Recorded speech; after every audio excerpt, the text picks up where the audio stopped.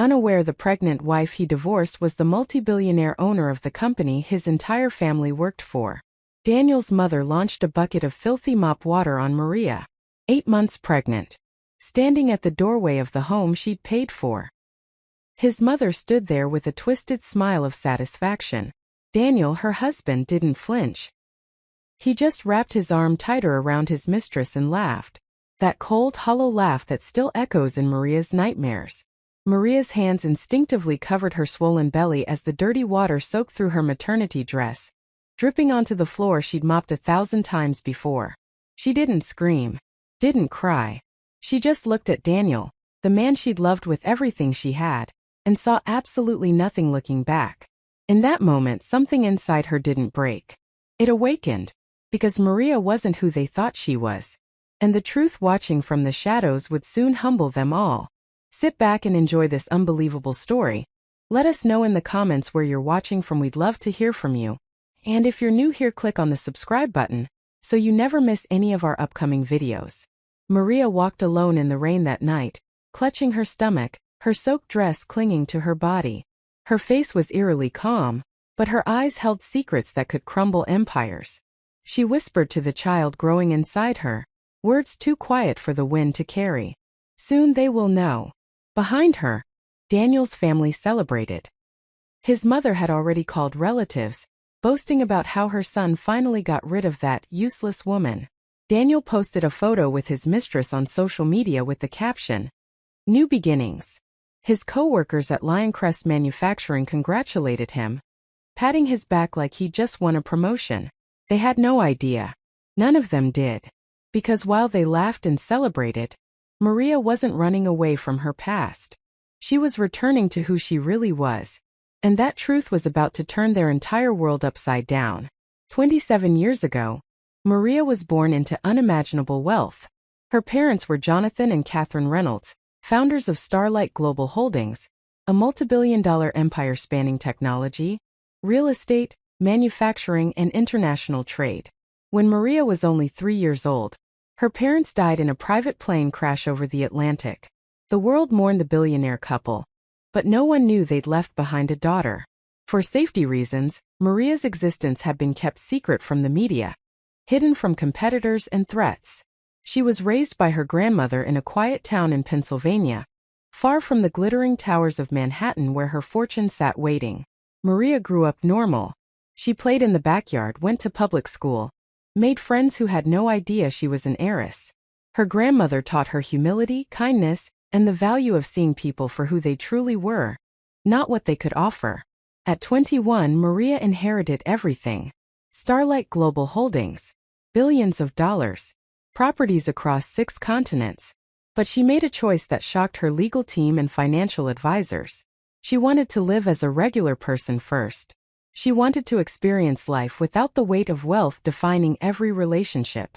So Maria moved to Ohio, rented a small apartment, and got a job as a cashier at a local grocery store. That's where she met Daniel. If this story is already stirring something in your heart, go ahead and hit that like button. Let's keep going. Daniel was charming at first. He worked at Lioncrest Manufacturing as a mid-level supervisor and came into the store every week. He was handsome, confident, and made Maria laugh. He asked her out after 3 months of small talk at the register. Maria said yes. For 2 years they dated. Daniel never asked about her family or her past. He liked that she was simple. He told her that all the time. "You're not complicated like other women," he'd say, as if it were a compliment. Maria loved him anyway. She believed in the goodness she thought she saw in him. When Daniel proposed, Maria said yes, hoping marriage would deepen their connection. But almost immediately after the wedding, things changed. Daniel's mother moved in with them without asking. She criticized everything Maria did, how she cooked, how she cleaned, how she dressed. Maria paid the rent, the utilities, even helped fund Daniel's mother's small online business. But the woman treated her like a servant. Daniel didn't defend her. He just shrugged and said, "That's how my mom is." Then came the pregnancy. Maria thought it would bring them closer. Instead, Daniel grew distant. He started coming home late. Stopped touching her. Stopped talking to her. Maria found out about the affair 6 months into her pregnancy when a coworker sent her screenshots of Daniel and a woman from his office laughing together at a hotel bar. When Maria confronted him, Daniel didn't even deny it. He said, "You got boring." His mother added, "You trapped him with that baby." The divorce happened 2 weeks before Maria's due date. Daniel's mother orchestrated it, saying her son deserved better than a nobody with no family and no future. Maria begged Daniel to wait until after the baby was born, just a few more weeks. He refused. He sat at the kitchen table, signed the papers with a pen his mistress had given him, and slid them across to Maria without looking her in the eyes. Maria signed. She had no fight left. But what Daniel didn't know, what none of them knew, was that Maria's security team had been watching the entire time. Discreet, professional, waiting for her signal. The day Maria walked out of that house with nothing but a small suitcase and her unborn child, she made a phone call. 3 words. "It's time now." Would you have waited as long as Maria did? Or would you have revealed the truth sooner? Drop your thoughts in the comments. Maria arrived at a private estate just outside the city that same night. Tall iron gates opened automatically. A long driveway lined with trees led to a mansion glowing with warm lights. Staff members rushed out to greet her with genuine concern and respect. Inside, the head of her legal team, her financial advisors, and the board members of Starlight Global Holdings stood waiting. They'd been managing her empire for years under her instructions, but now Maria was ready to step back into her role. She signed documents that night, transferring day-to-day authority back into her hands. And then she asked a simple question. Which companies do we own in this region? Her advisor pulled up a list. Manufacturing plants, tech startups, retail chains. And then one name appeared on the screen that made Maria pause. Lioncrest Manufacturing, the company where Daniel worked, where his mother worked part-time in HR, where his mistress was a project coordinator. Maria stared at the name for a long moment, then said calmly, "Schedule a mandatory meeting with all employees tomorrow. I'll be introducing myself as the owner." If you're loving this twist, smash that subscribe button because this story is about to get even more intense.